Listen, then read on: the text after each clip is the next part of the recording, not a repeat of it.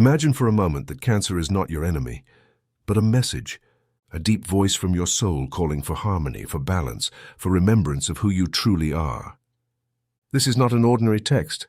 It is a revelation, a guide to see beyond fear, beyond diagnosis, and uncover the metaphysical truth that lies beneath every illness.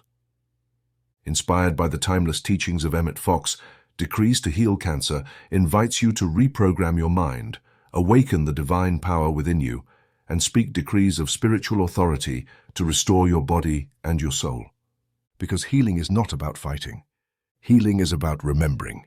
Remembering that life, light, and health are your natural state, that love, when spoken with faith, dissolves every shadow.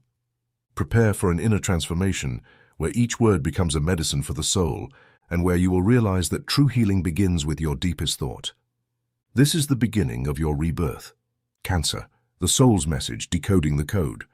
Cancer, the word that chills the blood and quickens the pulse, has been presented for centuries as an implacable enemy, a ruthless invader, a genetic punishment, or an inexplicable biological error. This is the story conventional oncology tells day after day.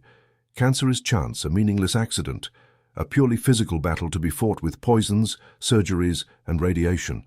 But behind this narrative lies a truth so radical, it could transform not only the course of the disease, but the life of anyone who truly understands it. Cancer is not an external enemy. It is the cry of the soul, the urgent letter of the psyche. It is the message the body delivers when the heart has remained silent for too long. It is a code, a perfect signal that a deep, unresolved emotional conflict exists. A buried pain, a secret guilt, an unforgiven betrayal, a lost life direction. Cancer does not arrive to destroy you. It arrives to awaken you. It does not seek to kill, but to show you what needs healing. This is not speculation. Science, when it dares to look beyond the surface, documents spontaneous remissions.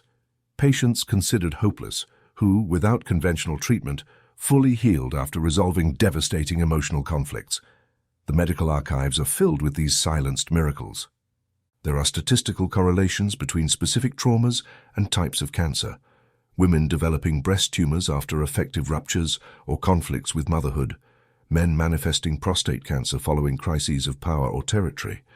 Children facing leukemia after absorbing family guilt and trauma. Studies on the mind-body connection have been suppressed, marginalized, and discredited by an industry that moves over $200 billion annually. Accepting that true healing can occur without chemotherapy threatens the very foundation of this colossal business. Here arises the revolutionary concept of BioShock, an emotional trauma so intense, so unexpected, lived in isolation and unresolved, that the brain commands certain cells to multiply uncontrollably as a last, desperate attempt at survival. When this trauma is understood and healed, cancer loses its reason to exist. There are testimonies impossible to ignore. A woman saw her breast cancer disappear after forgiving a maternal betrayal that had haunted her for decades. A man healed a brain tumor after choosing the life his heart demanded and finding a new direction. A child completely remitted from leukemia upon being released from the burden of family guilt. They understood the message. The first step toward healing is not to fight cancer, but to listen to it, to understand what the soul is saying through the body.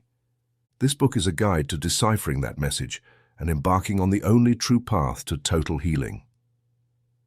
Cancer as a Message of the Soul, Decoding the Code, based on the teachings of Emmet Fox.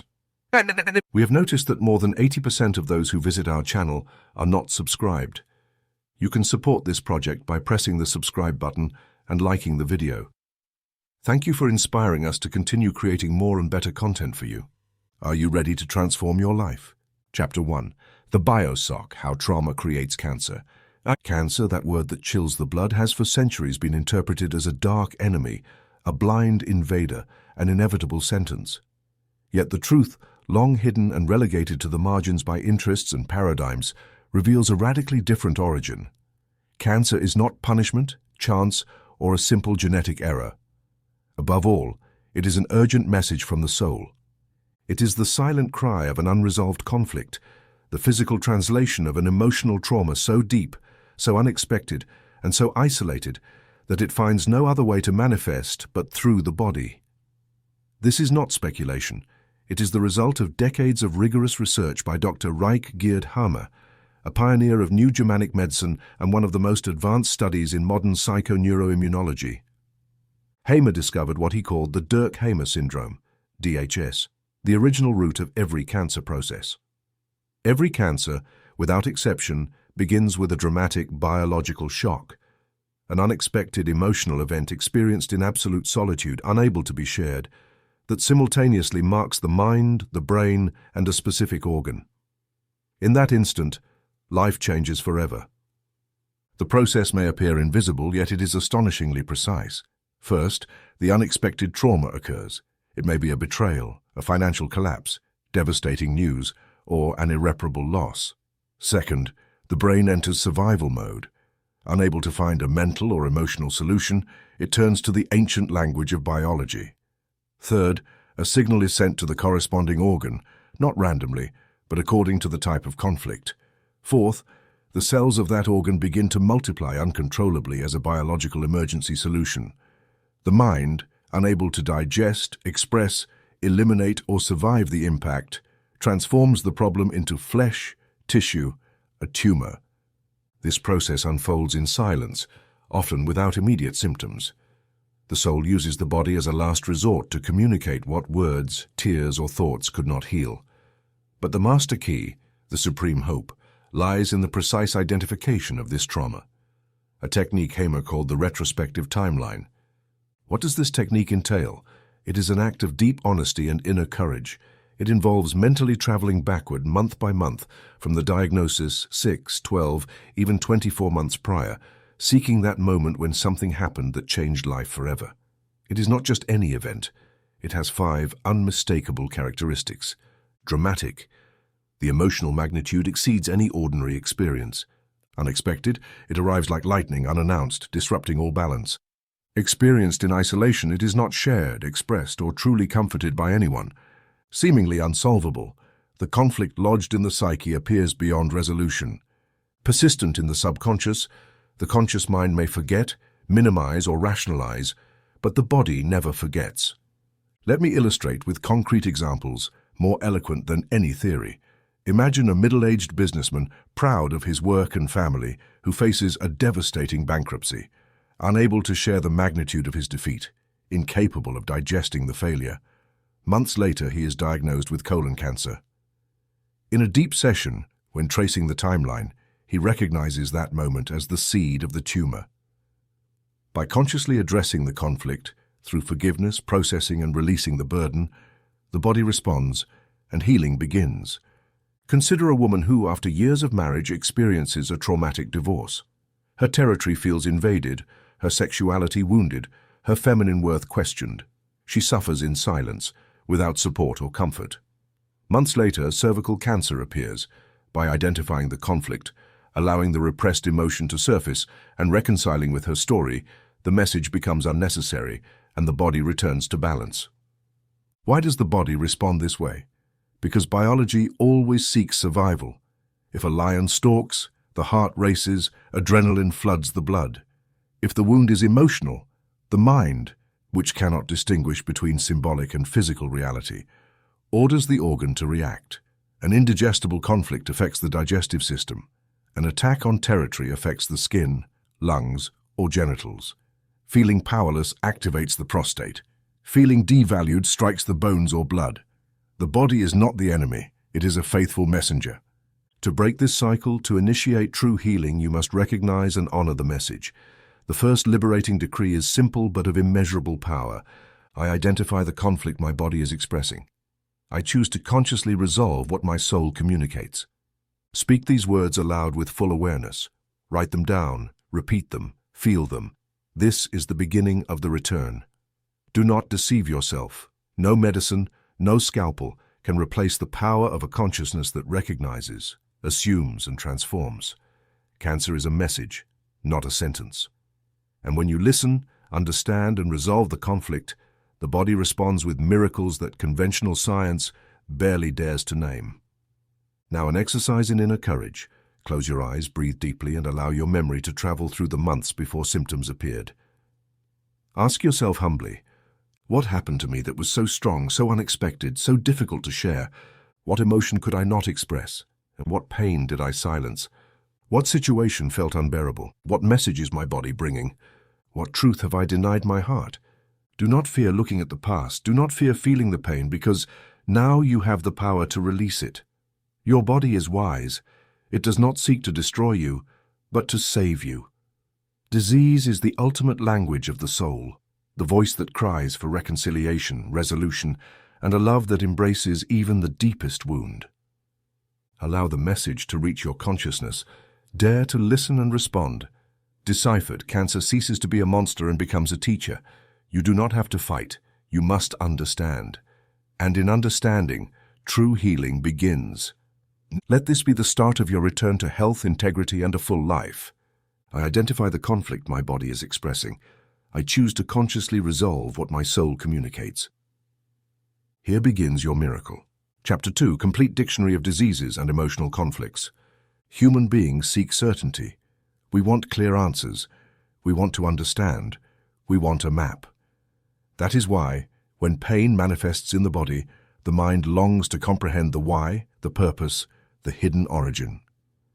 In this chapter, you will find that map, a cartography of pain transformed into hope, a dictionary where each disease is the key to a deeper message. Because cancer is not chance.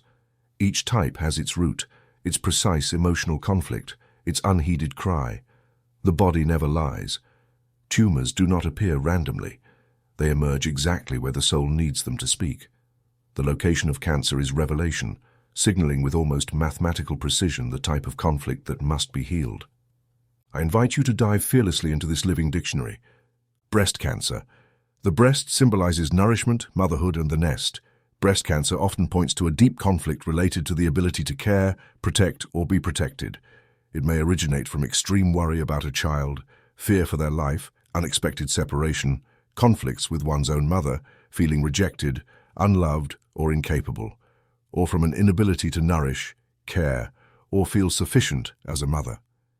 In many women, the tumor appears after the departure of a child, an acute family conflict, or unresolved maternal separation. Lung cancer. The lungs symbolize life itself, air and vital territory. Lung cancer often emerges in people who have experienced deep fear of death, serious territorial threats, loss of home or safety, or fear of living fully. Who feels they lack the air to sustain life, or that their territory has been invaded or taken, may manifest this message in their lungs. Prostate cancer. The prostate is linked to masculine power, sexuality, and a man's territory. Prostate cancer is associated with sexual conflicts, feeling powerless, betrayed by a partner, questioned as a man, or suffering territorial loss, losing an important job, enduring public humiliation, or losing authority in the family. The wound is deep, attacking the root of virility and self-worth. Colon cancer. The colon is the organ of final digestion, of letting go of what no longer serves. Cancer here indicates a conflict that cannot be digested, a situation emotionally intolerable, something the person cannot assimilate or release. Behind this diagnosis, there are often stories of betrayal, financial loss, or unresolved family conflicts. Stomach cancer. The stomach digests, processes, assimilates. Cancer in this organ often speaks of suppressed anger, the inability to process difficult events, the inability to swallow an injustice, humiliation, or offense. Unexpressed emotion turns into a knot and finally into a tumor. Leukemia. Blood represents life, family, and lineage. Leukemia reveals deep feelings of devaluation, a sense of not deserving, not belonging, being excluded from the family, or lacking purpose. Many children with leukemia mirror unexpressed family pain, absorbing devaluation out of unconscious loyalty. Pancreatic cancer. The pancreas digests sweetness and bitterness. It is linked to inheritance, money, and family territory. Cancer here often stems from bitter conflicts over inheritances, family betrayals, disputes over possessions, or a loss of purpose in the family. Thyroid cancer. The thyroid governs expression and speed. Thyroid cancer appears in those who feel powerless in the face of injustice, unable to act in time, or who have endured intolerable situations for years without daring to express or change them. Skin cancer. Melanoma. The skin is the boundary, the frontier. Skin cancer speaks of feeling attacked, stained, or violated in identity. It may arise after public humiliation, defamation, a sense of tarnished reputation, or being the victim of physical or verbal aggression. Bone cancer. Bones provide support. Bone cancer is associated with severe devaluation, feeling that life has lost structure, or that one cannot stand or find support in the world. Symbolic fractures often precede the disease, loss of work, family, or roots. Liver cancer. The liver processes, filters, stores. Cancer here is linked to fear of hunger, poverty, or economic loss, literal or metaphorical. It often appears after severe financial loss, ruin, or when one fears for material survival. Brain cancer. The brain directs and guides. A brain tumor indicates a conflict of direction, not knowing where to go, feeling life has lost meaning, being trapped in impossible decisions, or facing unsolvable contradictions. And so it continues, for every organ is symbolic, and every cancer is a message. There are more than 40 additional types. Ovarian cancer, loss of feminine territory, betrayal, infertility, unresolved couple conflicts. Throat cancer, unspoken words, suppressed truths, inability to express pain. Bladder cancer, territorial conflicts, intimate humiliation, invasion of privacy. Lymph cancer, uprootedness, feeling without family or clan. Mouth cancer, bitter words, devastating criticism, verbal betrayal. Kidney cancer, fear of the future, sense of vulnerability, deep family betrayal. Uterine cancer, conflicts with motherhood, grief for lost children, feeling invaded or sexually used. The body speaks in the language you understand best. If you can listen and decipher the message, you begin to untie the knot.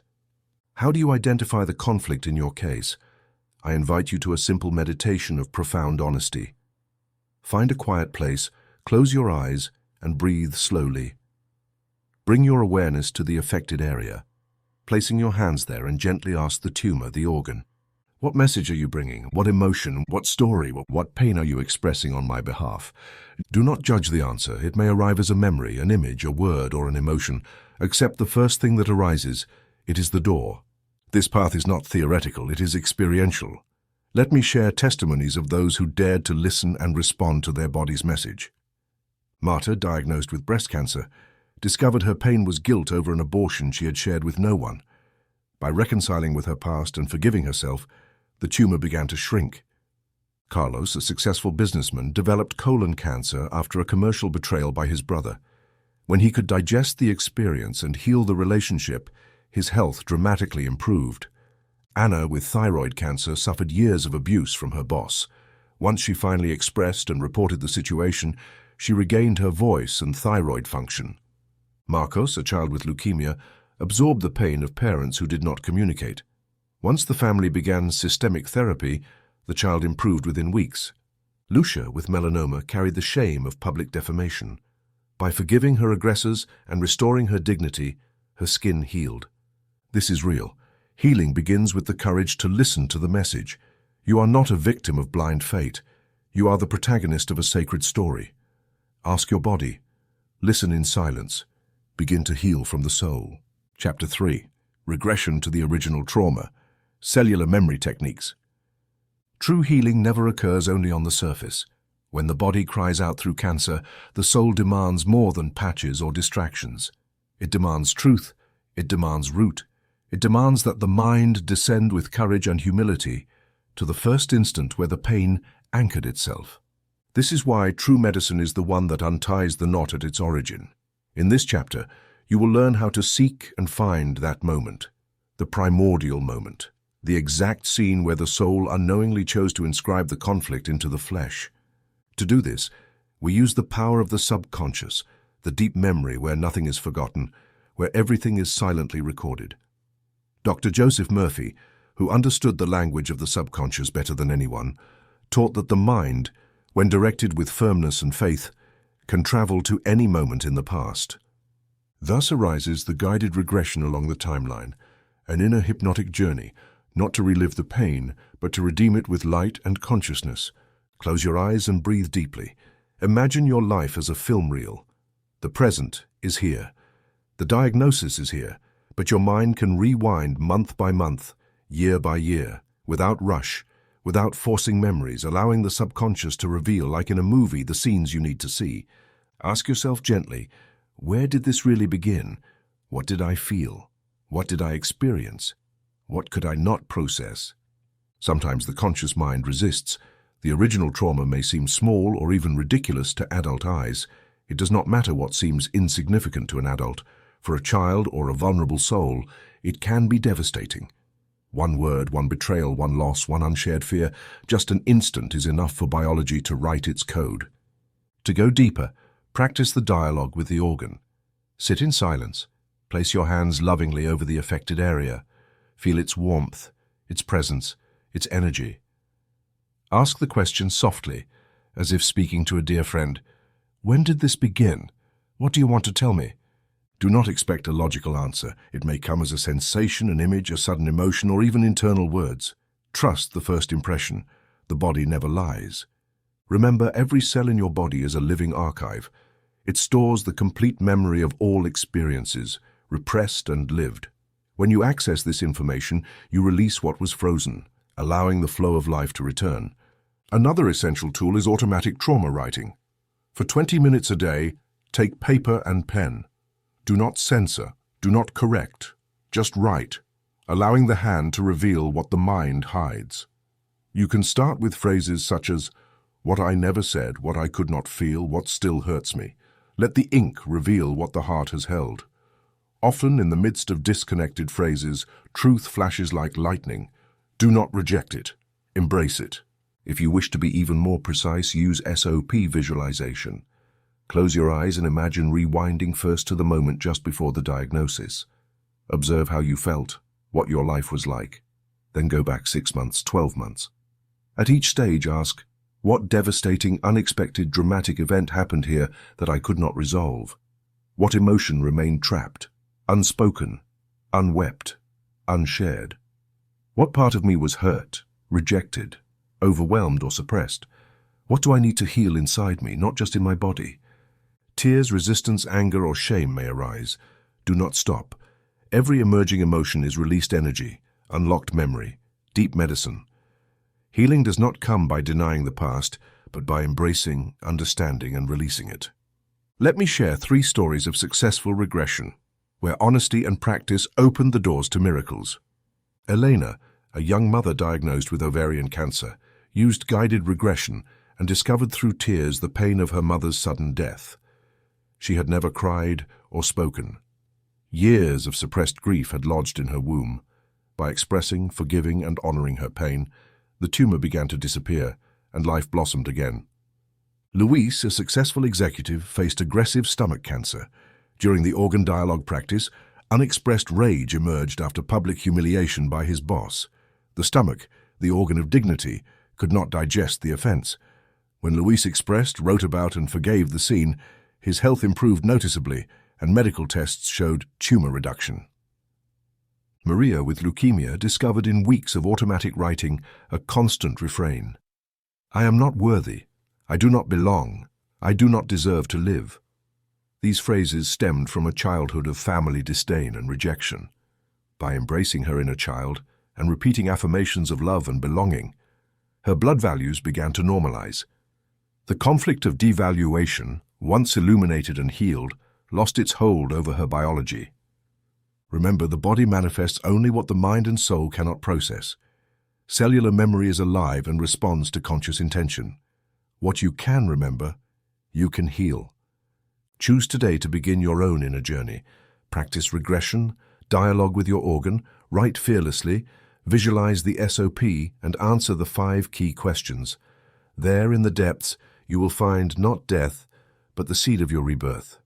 And when the truth emerges, even if it hurts, repeat this silent decree. Now I recognize the origin of my pain. Now I embrace the wounded part of my being. Now I choose to heal, forgive, and release. My body and my soul return to perfect harmony. The past has no power over those who choose to face it, understand it, and transform it. Your healing begins with the courage to remember and the love to heal. Chapter 4. Decrees of Reconciliation with Trauma.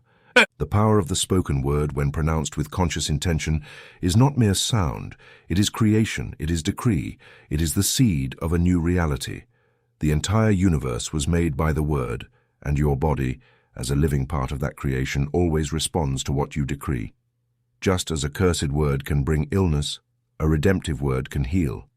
Here at the threshold of reconciliation, you will discover that your voice, your verb, is the supreme medicine that can reverse the message of pain inscribed in your cells. You have identified the conflict. You have delved into the origin. Now it is time to reconcile, not with resignation but with authority. No disease program can persist in the presence of a soul that chooses to see, forgive, and release. Reconciliation is not forgetting, it is integration. Trauma ceases to be a prison and becomes a ladder when you choose to embrace it and give it new meaning. The 7 master decrees of oncological healing are given to you not to recite as empty formulas, but to feel deeply, to imprint them in your mind, in your blood, in every cell. Speak them slowly, as one who sows hope in the fertile soil of consciousness. 1. I see the message of my cancer and choose to heal the conflict now. With this decree, you recognize the root. There is no denial, no escape, only clear vision and the desire to heal, not only the symptom, but the origin. 2. I fully forgive the event that caused this trauma. Forgiveness does not justify, but it frees. What you forgive will no longer have power over your biology. Forgive the event, the person, and above all, forgive yourself for carrying the pain. 3. I release all trapped emotion in my cells. Visualize each cell expelling the trapped emotion as one opens a window and lets the smoke out of a room. Breathe deeply and feel the lightness of releasing the burden. 4. My body knows how to heal perfectly. Remember, the intelligence that formed you in the womb is the same that today can restore your health. Give permission to your body to activate its original program of perfection. 5. I command these cells to return to normal function. Now you are in charge of your biology. Your cells listen. They await your orders. Tell them with firm and serene voice that the emergency has ended, that they may return to harmonious function. 6.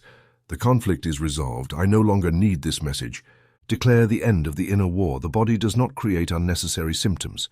When the message is received and understood, the symptom can depart. 7. My body regenerates perfectly and completely. Imagine your body as a garden renewing itself in spring. Every organ, every tissue, every cell bathed in the light of regenerative consciousness.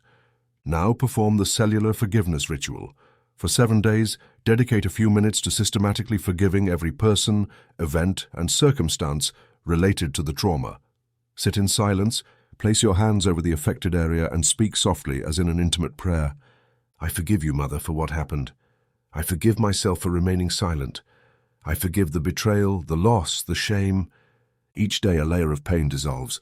Speak directly to the tumor, not with hatred, but with gratitude for its message and with firmness to bid it farewell.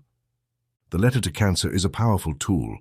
Write to the tumor not as an enemy, but as a temporary teacher. Thank it for the message.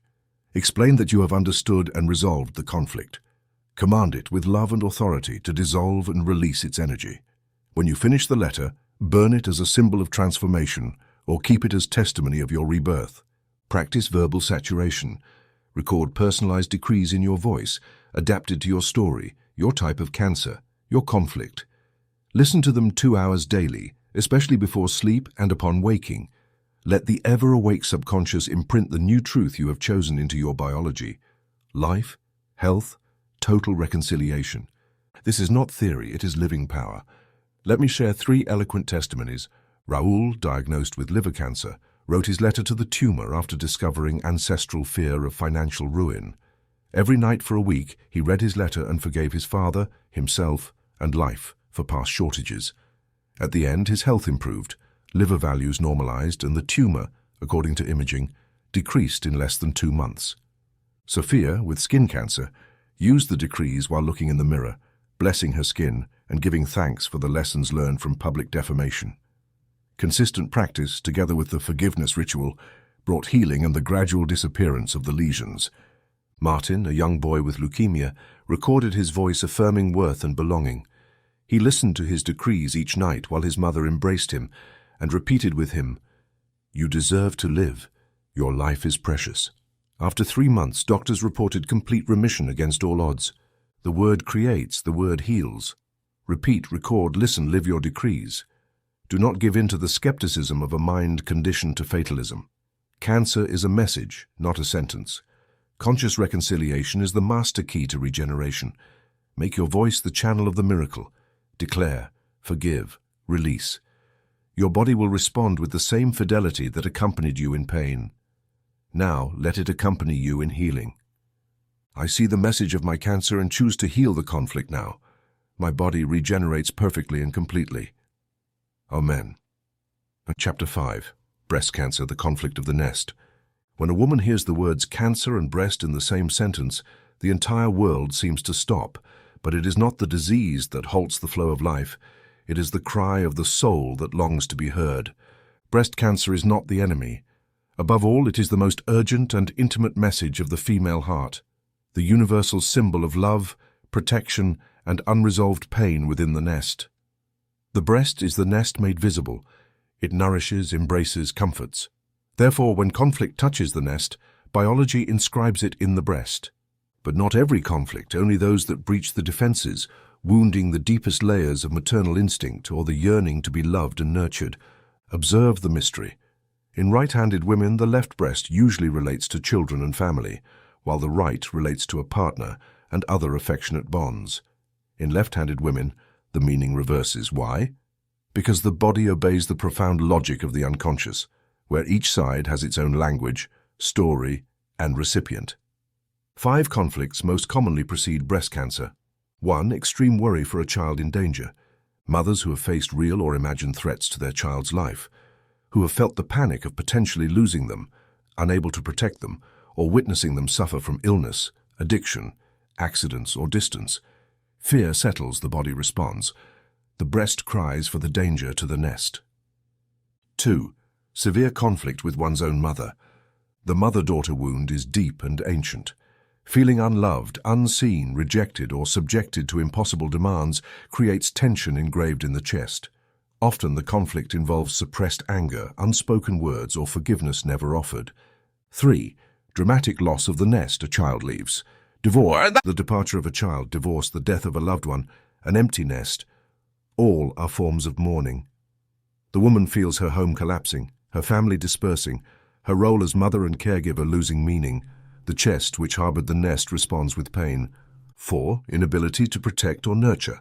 The feeling of not being able to give enough, of failing to protect, to nurture, is a devastating burden. Many women carry guilt over what they could not do, could not prevent. The suffering child, the lost spouse. 5. Feeling like a bad mother. Self-criticism, shame, and the weight of a culture demanding perfection generate a silent wound. Feeling like a bad mother is an inner condemnation, often reflected unconsciously in the body. But identifying the conflict is not enough. The path back to health requires resolving it on mental, emotional, and spiritual levels. Here, the visualization of healed nests becomes a powerful tool. Every day, dedicate 15 minutes to closing your eyes and imagining your home and relationships in perfect harmony. See your children safe, happy, fulfilled. Envision reconciliation with your mother, peace with your partner, abundance of love within the nest. This is not mere fantasy. The subconscious records every image and responds biologically to the internal state of peace. Feel relief, joy, gratitude. Touch your chest and softly decree, I release all maternal guilt. I trust that my loved ones are divinely protected. My capacity to nurture is perfect. Do not hesitate to repeat it 100 times if necessary. Each word is a thread repairing the torn fabric of memory. Breast cancer often appears after the so-called empty nest syndrome or in postmenopause, when a woman feels unnecessary, that her time raising children has ended, that her purpose is lost. Here, biology responds to the pain of loss, not only physical but symbolic. To heal, practice maternal reconciliation. If your mother is alive, write a letter forgiving her completely for everything she did or did not do. It does not matter whether she was conscious or unconscious, whether it was much or little. What matters is to free your heart from the burden, not to justify the past. If your mother has passed, write the letter anyway. The soul receives the intention. Read the letter aloud and burn it as an act of liberation. If the conflict is with a child, do the same. Write a letter releasing obsessive worry, asking forgiveness if you feel guilt, blessing them, and placing them in the hands of life. Now let us listen to the testimonies of women who took this step and witnessed miracles manifest. Patricia, after a devastating diagnosis, remembered the anguish over her teenage son lost to drugs. By practicing visualization, decreeing divine protection, and releasing guilt, she saw the tumor disappear before the second surgery. Mariana healed a decades-old conflict with her mother by writing the letter and crying the unexpressed pain. Her breast nodule shrank within weeks. The mother-daughter relationship flourished like never before. Veronica, newly divorced, felt alone and useless. Daily practice of reconciliation with her new life, forgiveness of her ex-partner, and the decree of a healed nest led to total remission. Lucia, mother of 3, felt she was never enough. By working on self-acceptance and repeating the maternal decree each morning, she regained peace and breast health. Sonia freed herself from guilt after the death of her daughter, accepting that she could do no more and entering her grief in prayer. The tumor disappeared. Rosa, an older woman, faced the empty nest after all her children left. By rebuilding her purpose, serving her community, and decreeing renewed joy, her health was restored. Carmen, a lawyer, forgave a sister's betrayal that had fractured the family and manifested as a breast cyst. Healing the relationship and releasing anger led to cyst absorption. Healing the nest is possible, but it requires daily action, perseverance, and faith. Here is the 90-day breast cancer protocol. Days 130. Visualize the healed nest each morning. Repeat the maternal decree 21 times in front of the mirror. Days 31 to 60. Write letters of reconciliation to your mother, children, partner, or anyone involved. Read and burn each letter as a symbol of release. Days 61-90. Reinforce the new pattern with daily affirmations. My chest is a symbol of perfect love. My inner nest is complete and safe. I am free of all burden. I embrace my life with gratitude. Do not do this out of obligation. Do it as one waters a sacred seed. The breast heals when the inner nest fills with peace. Every day you choose forgiveness, release, and trust. The body responds. Remember, your biology obeys your consciousness, and healing the nest is healing life itself. My chest is a source of love. My nest is at peace. My being is free. So it is. So it shall be. Chapter 6. Lung and prostate cancer, fear and territory. The body does not know chance. It responds with astonishing precision to the silent voice of the mind and soul. Thus, when cancer touches the lungs or prostate, it does not strike like a nocturnal thief, but comes as the messenger of an inner battle, the struggle for survival, the contest for territory, the shudder of primordial fear of losing everything. Imagine the lungs, 2 outstretched wings receiving the breath of life. The first gasp at birth, the last at departure. Every breath is an act of trust in life. That is why, when the air grows heavy with fear, threat, or insecurity, the lungs feel it first. Behind almost every lung cancer diagnosis hides a radical fear. Fear of death, fear of life, fear of losing what is essential. It is not enough to dismiss it as bad luck. Ask yourself what happened in the months or years before. Were they threatened in their existence, their home, their job, their position? Did they survive a serious illness or accident? Fear for their own life or that of a loved one? Lung cancer manifests when vital territory is endangered, when fear hijacks the breath, when the soul feels it might be left without refuge. Biology is not cruel. It is precise. When the lung grows uncontrollably, the mind attempts to create space, to open a final window where fear has closed the doors. The symptom is a message. Reclaim your security. Trust again. Choose life. Here arises the decree of vital safety. I'm completely safe. Life sustains me perfectly. I breathe with total confidence. Repeat this decree whenever fear arises, whenever your mind imagines catastrophe, whenever life seems to push you toward the abyss. Visualize pure golden air entering your lungs, filling every cell with calm and certainty. Imagine that with each exhale you release fear, the memory of threat, the shadow of danger. Consider Arturo, a businessman who, after a real threat of bankruptcy, felt his world collapse. He lost sleep, trust, and joy. A few months later, he received a lung cancer diagnosis. Only when he allowed himself to express fear, seek help, release control, and rebuild inner security, did his health begin to improve. The symptoms subsided when the psyche recognized that territory could be reconstructed from within. Now observe the prostate, the closed symbol of male territory. The prostate holds the memory of identity, virility, the power to mark, protect, and expand one's space. Prostate cancer rarely appears in men secure in their place and power. It manifests when territory is invaded, lost, or betrayed, or when the sense of manhood is shaken by humiliation, impotence, or failure. Imagine a man facing a partner's betrayal, a devastating divorce, the humiliating loss of a respected job, economic ruin leaving him without sustenance or role. The body, loyal to the extreme, translates the drama into cellular language. The prostate responds with a silent cry, "I am unheard. I have lost my territory. I have been displaced. I am no longer the man I was." Here emerges the decree of male power. I reclaim my full power. I am a complete and capable man. My territory is secure.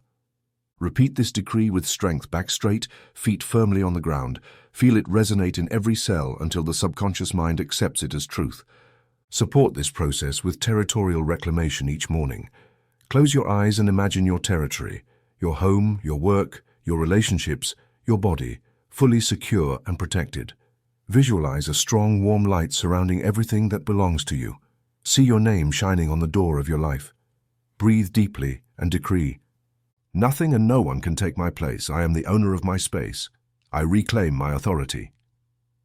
This is what Rogelio did. After discovering his wife's infidelity and losing confidence in his masculinity, he developed prostate cancer. Only by expressing his pain, forgiving himself, rebuilding his inner image and claiming his territory with dignity, did remission begin.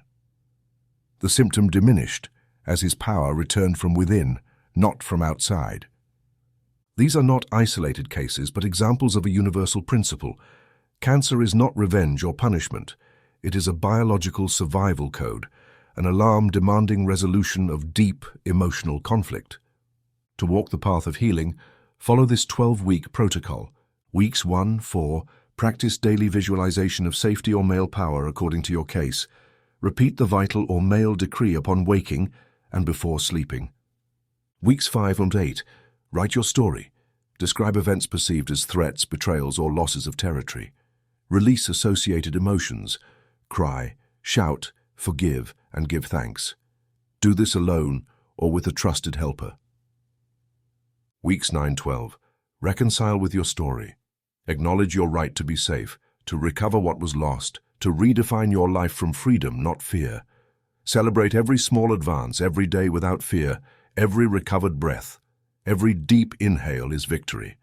Remember, lung and prostate cancer respond to your ability to declare inner safety, reclaim your territory, and release fear. You are not a castaway adrift. You are the creator of your refuge, the king of your domain. Life supports you perfectly even when storms rage outside. I am completely safe. My territory is protected. Life supports me. My power is complete. So it is. So it shall be. Breathe, walk firmly, and allow your body to respond with life to your new truth. Chapter 7. Leukemia and blood cancers. Deep devaluation. Blood is the sacred current of life. It is the river that connects every cell, carrying nourishment, oxygen, the very pulse of existence. But blood is also a symbol of lineage, belonging, and value. Since ancient times, to give blood was to give life, the greatest act of sacrifice, the unbreakable bond of family.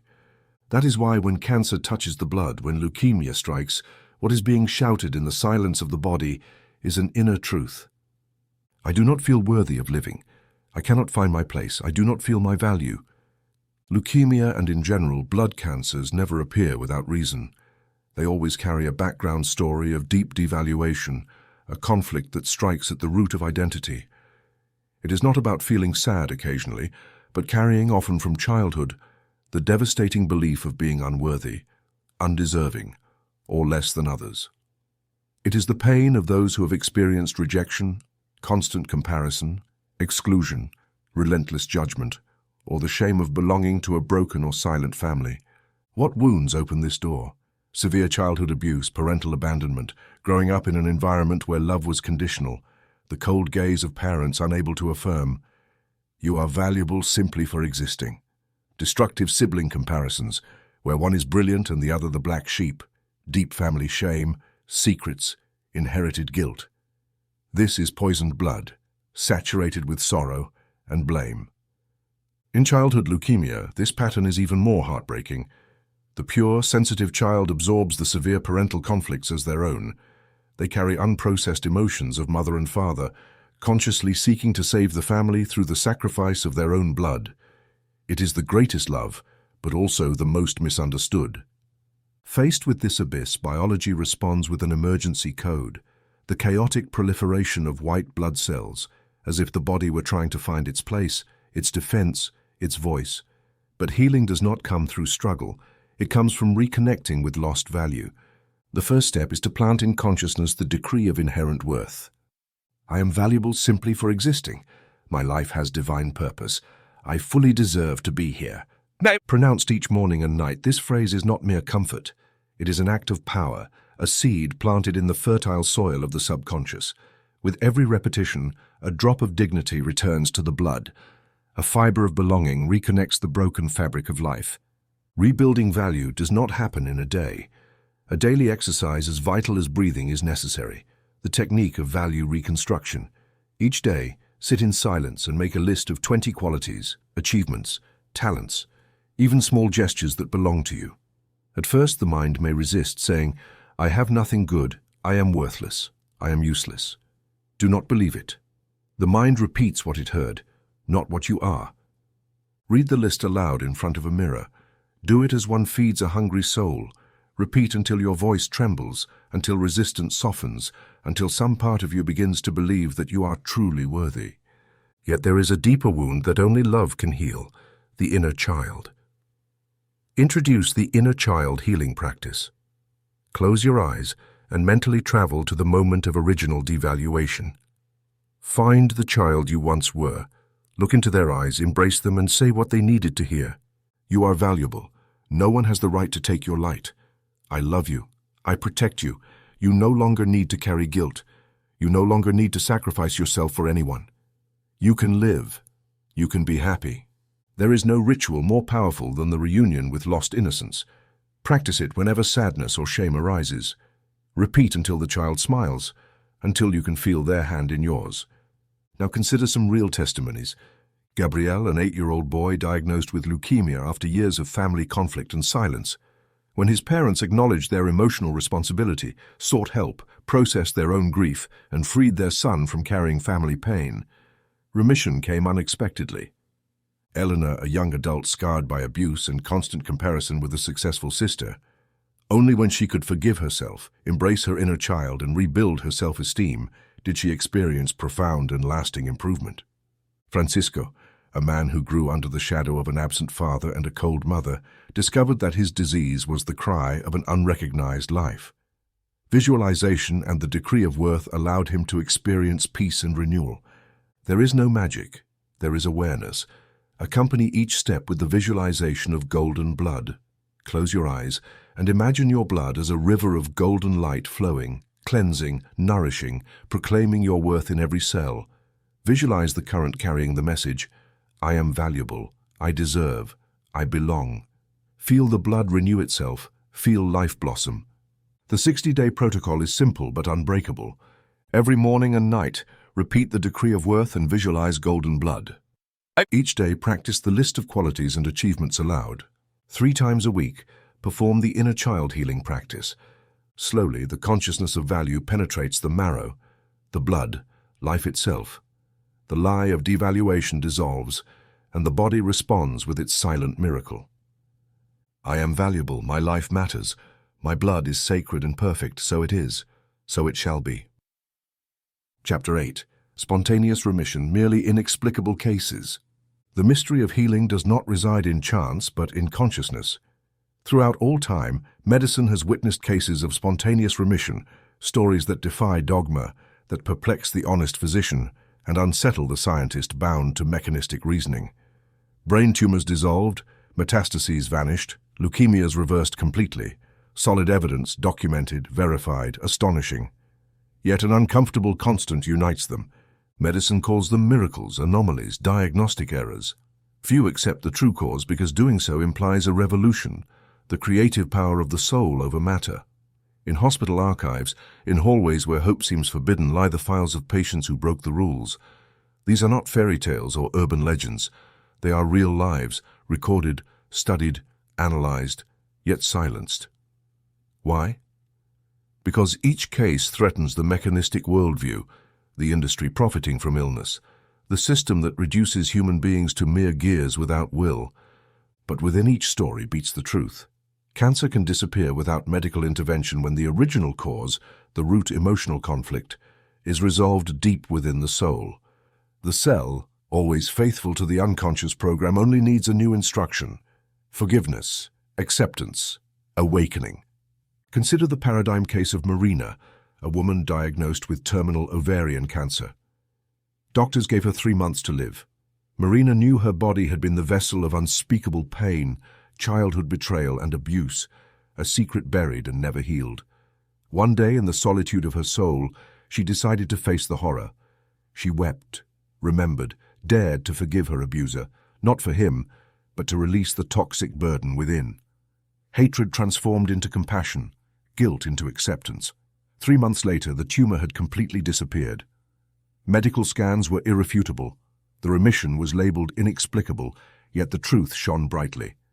The cancer had delivered its message. The lesson had been absorbed. Or the case of Jorge, a businessman who, after years of battling a family inheritance poisoned by resentment, received a diagnosis of advanced pancreatic cancer. Deep down, he knew the tumor embodied the conflict with his siblings. He chose to call them, open his heart, renounce the dispute, and restore the bond. 6 months later, the disease receded until it vanished. Once again, doctors preferred to look away. These stories are not exceptions. They are manifestations of a higher law that materialistic science fears to acknowledge. If cancer can heal from the soul, the entire power structure built on fear and dependence trembles. Analyzing hundreds of cases, I have identified 5 elements present in every spontaneous remission. Whoever understands them holds the key to life. Identification of the root emotional conflict.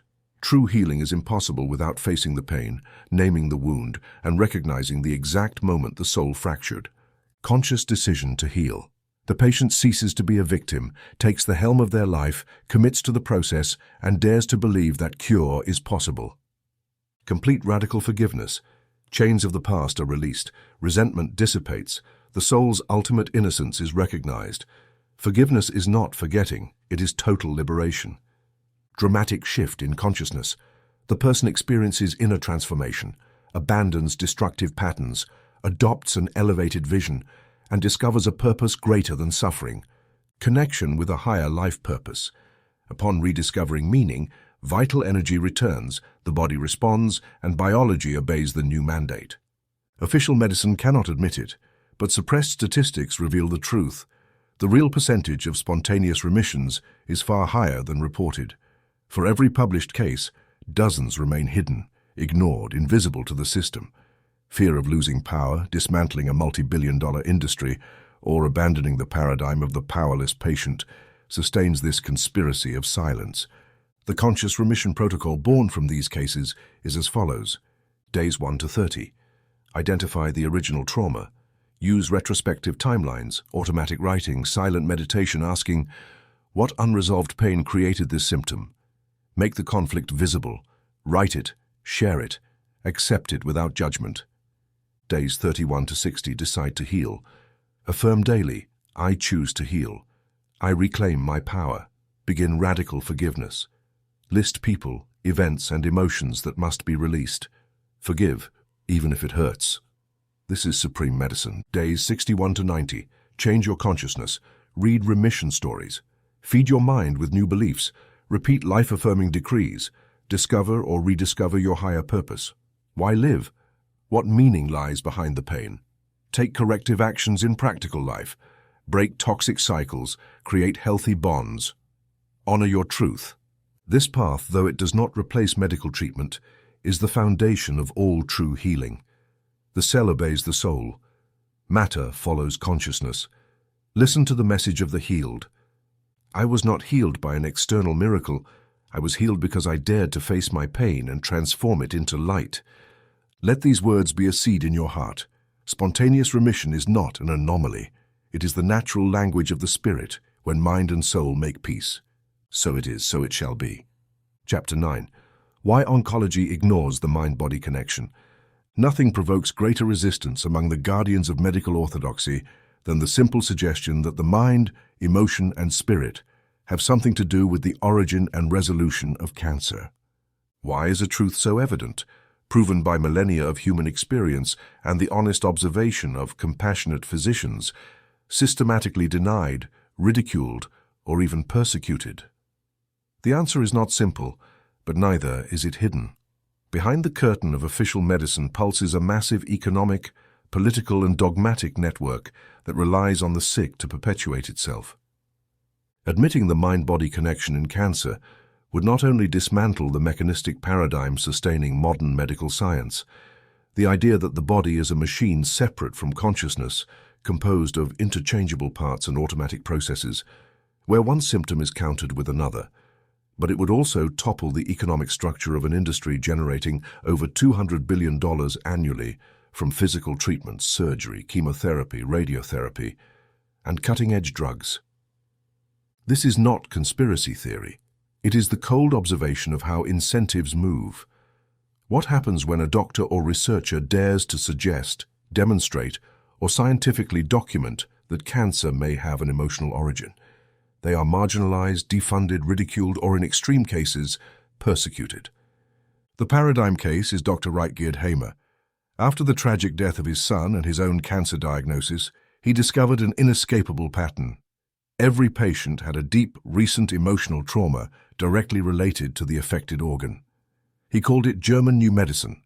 His findings, statistically correlated, clinically verified, reproduced repeatedly, were not welcomed. He was legally pursued, imprisoned, stripped of his license, his life publicly destroyed. Why such hostility? Because acknowledging the emotional cause of cancer implies that true healing ultimately depends on the transformation of consciousness, not just physical intervention. Who would lose if this truth were accepted? The pharmaceutical industry and its allies.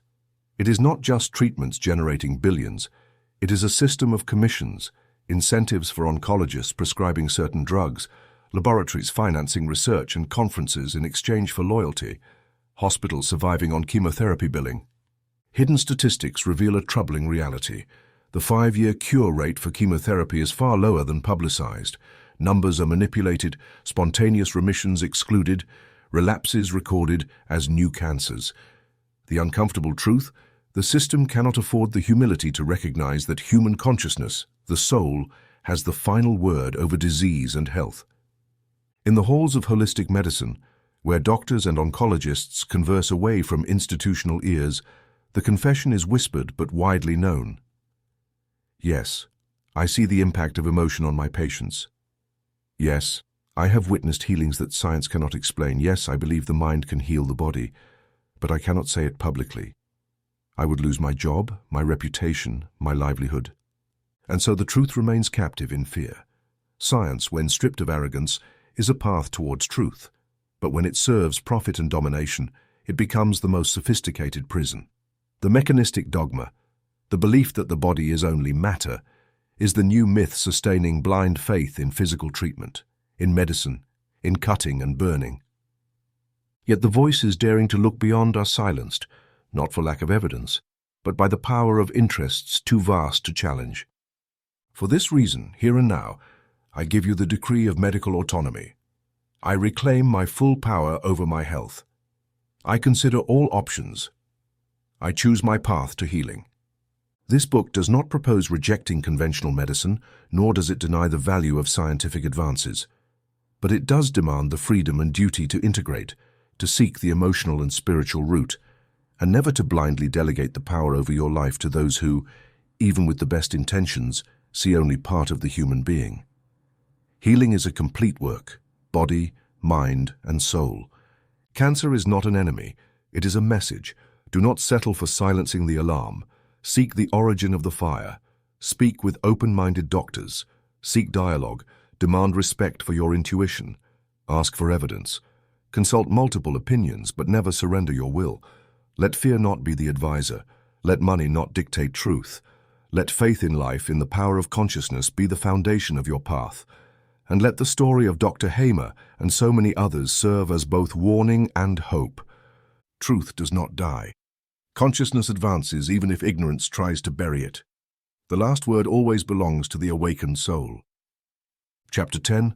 Complete Emotional Healing Protocol for Cancer. Every healing journey is a path back to the origin, a reunion with the essential truth of your being. Cancer, as a message from the soul, demands far more than the mere eradication of symptoms. It calls for a comprehensive transformation, an awakening that flows from the emotional root to physical expression, from shadow to radiance. Here I present a living, proven system that unfolds over 12 weeks, guiding the complete process of liberation and inner reconstruction, in perfect harmony with any medical treatment you choose. Do not deny the aid of science, but do not limit yourself to what it accepts. Open the door to the totality of your being. Week 1, Observation and Awareness. Begin with courage. Examine your story as one would trace the invisible thread connecting every pain, every wound, every silenced fear. Regression is not mere memory. It is an art of peeling back layer by layer until you find the crucial moment before diagnosis. It may be a betrayal, a loss, humiliation, a hidden terror. Dedicate each day to inner silence, retrospective meditation, and spontaneous writing. Ask and allow yourself to answer without judgment. Here the light is born. What is the event that split my life in two? Fear not the pain. Its revelation is the key to the locked door. Weeks 2-4, Forgiveness. Forgiveness is the supreme medicine.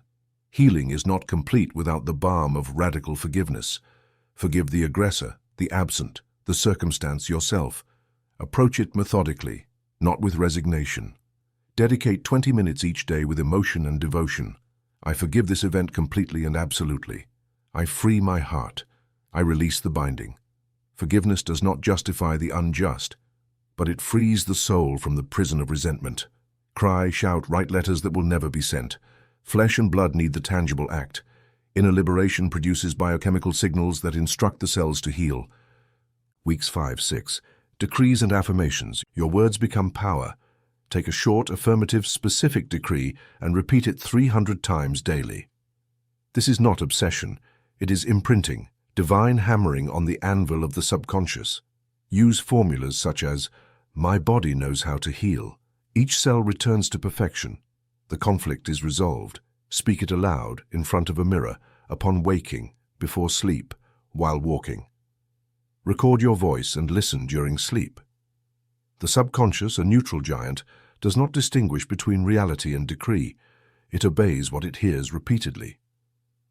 Week 7-8, Visualization. Sit in a quiet place daily. Close your eyes. Imagine your body radiant. Visualize perfect healing. See the tumor dissolving, normal cells multiplying, the organ restored, your face illuminated by health.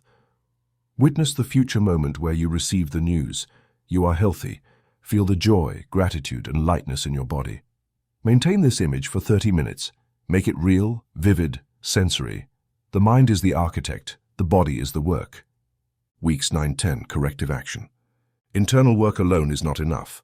Your practical life must reflect the internal transformation. Make pending calls, reconcile relationships, change destructive habits, establish boundaries, renew your environment. If the conflict was abandonment, seek presence.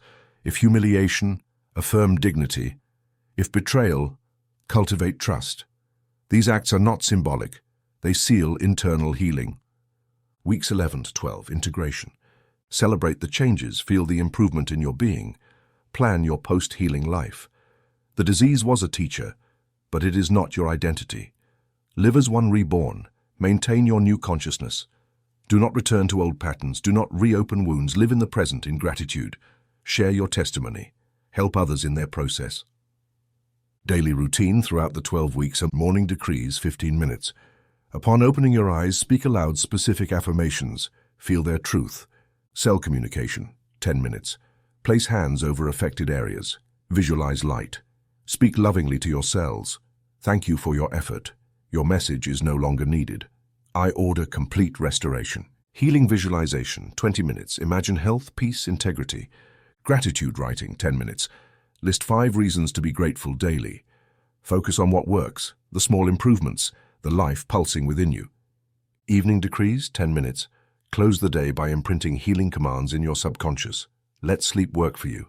Tumor dialogue, 3 times daily. Visualize the tumor. Speak directly. Thank you for your message. The conflict is resolved. You are no longer needed.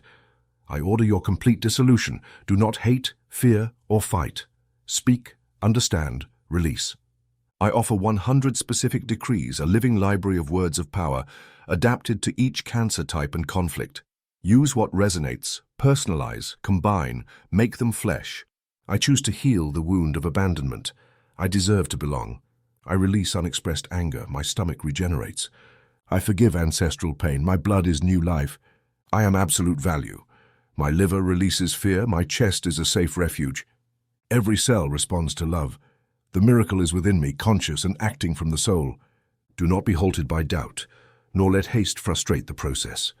Emotional healing is not linear nor predictable. It is organic, mysterious, profoundly wise. There will be days of progress and setback, tears and joy, fear and hope. If you persevere, uphold the method, and embrace the full journey, cancer, like any symptom, becomes a bridge, not a barrier. Remember these 3 testimonies to sustain your faith. Paula, diagnosed with breast cancer, found the trauma of maternal rejection, forgave, visualized, decreed her value, and in 6 months, her tumor vanished. Ramiro, with colon cancer, identified repressed anger after his father's death. By reconciling and allowing himself to grieve, the pain receded, and tests showed complete remission. Lucia, with leukemia, recognized her deep sense of not belonging to her family. She worked on self-esteem, practiced daily forgiveness, repeated her decrees in the mirror, and today lives healthy, whole, and at peace. Make your healing a daily ritual, a dance of consciousness with life. Cancer can mark the end of suffering, not existence. Your body, mind, and soul know how to return to harmony. Choose this path with all your being. So it is, so it shall be. Chapter 11, Family Conflicts and Childhood Cancer. Nothing tests the soul like the pain of a sick child, especially when the diagnosis is cancer. The human mind immediately searches for reasons and someone to blame, but here a much deeper, delicate, and compassionate understanding is required. Cancer in children is not punishment, nor a curse, nor a sign that the parents have failed. It is the most urgent and heartbreaking message of the family soul, a manifestation of the profound interconnectedness among the members of a household.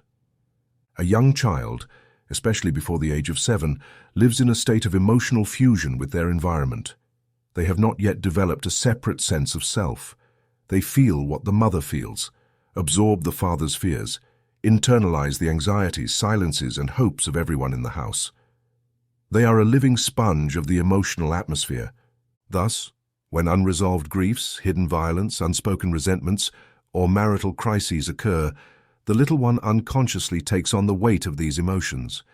It is the invisible family loyalty, the unconscious force that moves a child to carry the pain of others in order to protect, unite, or save loved ones. This does not mean the parents are guilty.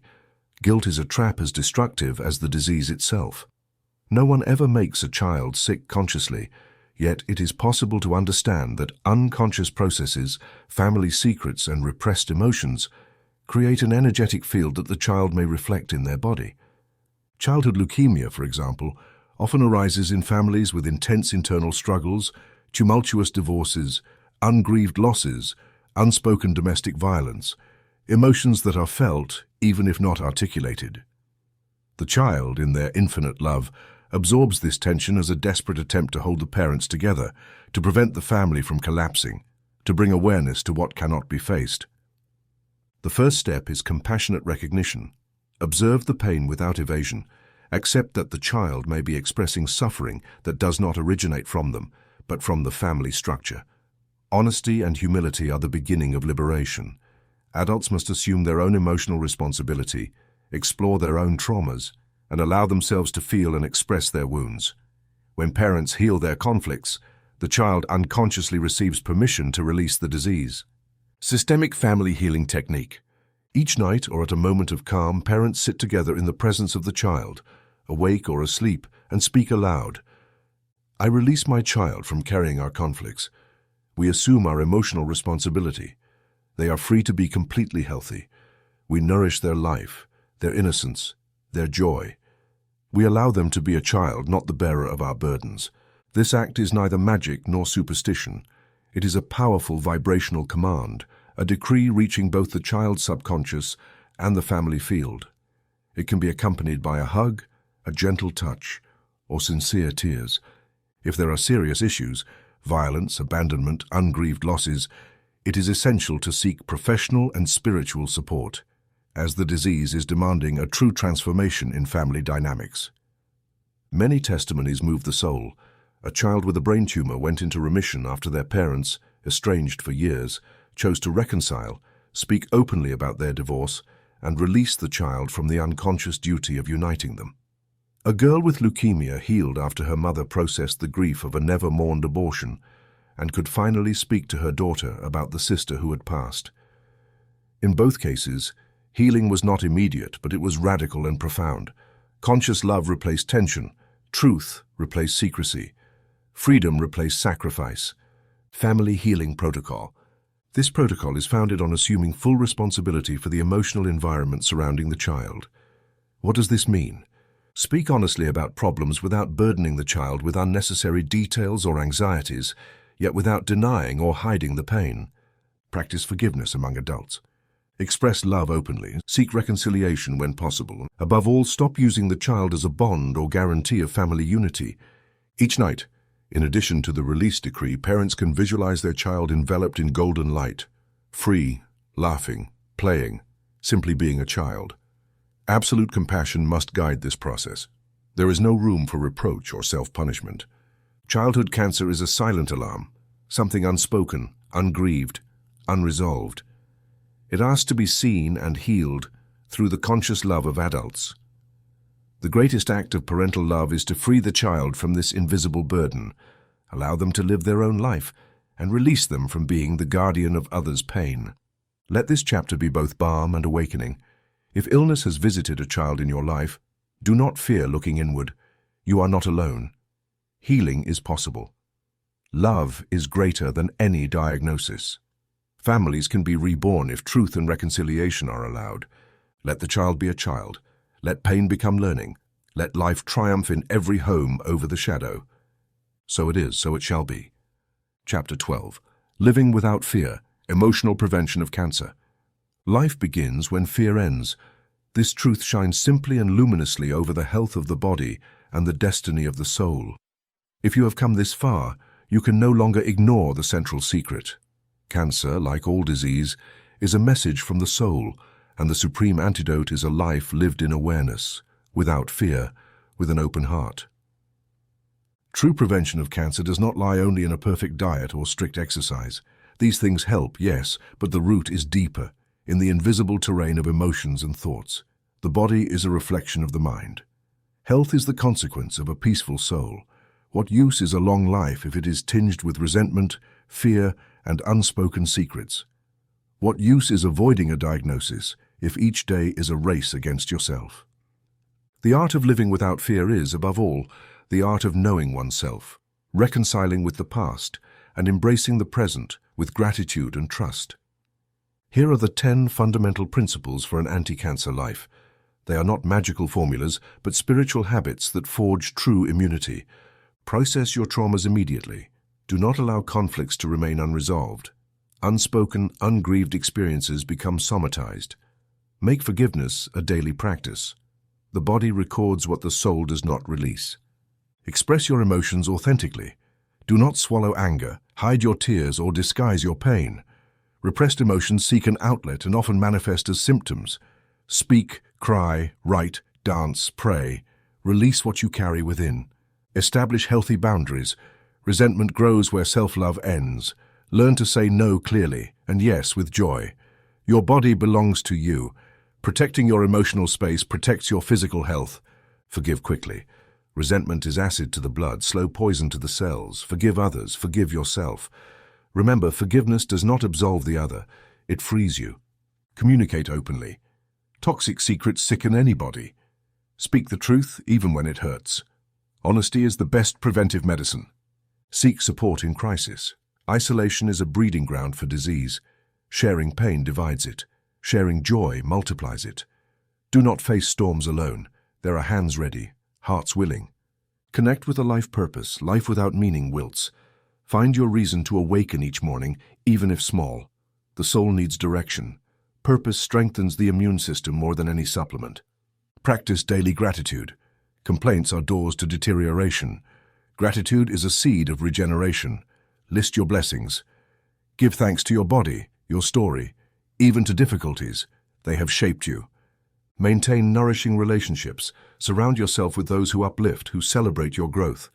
Loneliness harms. Good company heals. Meditate regularly. A peaceful mind is fertile ground for health. You need no complex techniques. Simply breathe consciously, close your eyes, listen within. Dedicate at least 10 minutes a day to silence and harmony. Make these principles your new immune system and practice them consistently. Imagine a simple routine. At the end of each month, perform an emotional checkup. Ask yourself, is there anything unresolved? Anyone I need to forgive? Any emotions stuck in my chest? Do not let weeds grow. Tend your inner garden. Use the resentment inventory technique. Each week, write a short list of anyone or anything causing discomfort, pain, or unease. Do not analyze or judge. Simply acknowledge. Then perform a symbolic act of forgiveness. Burn the paper, pray for that person, release them in your mind. Do not accumulate emotional garbage. Your body will thank you. To anchor this preventive attitude, repeat the daily preventive decree. I process all my emotions healthily. There are no unresolved conflicts in my subconscious. My body remains perfectly healthy. Repeat it each morning and before sleep. This decree imprints the command of wellness in your mind and cells, a spiritual vaccine, an invisible shield that protects and repairs. Countless testimonies exist. People with a family history of cancer, resigned to genetic destiny, have remained healthy for decades simply by applying these principles. A woman whose mother and grandmother died of breast cancer broke the chain through radical forgiveness of a difficult childhood and daily gratitude. A man with colon cancer genes never developed the disease after dedicating his life to helping others overcome loss. Remember, cancer can be a teacher. Do not fear its shadow. Listen to its message. If it has not touched your life, rejoice and stay attentive. Live in such a way that the body never needs to call your attention with symptoms. Prevention is an art, the art of living in peace with oneself, with the past, with others. Fear is the root of cancer. Conscious love is health. Choose life every day. Let your soul command your cells. Let your mind guide regeneration. Let your spirit lead your existence. Thus you will live not only without cancer, but without fear. And that, dear reader, is true freedom. May the light accompany you on this path of prevention and rebirth. May health be your natural, permanent, and inviolable state. So it is, so it shall be.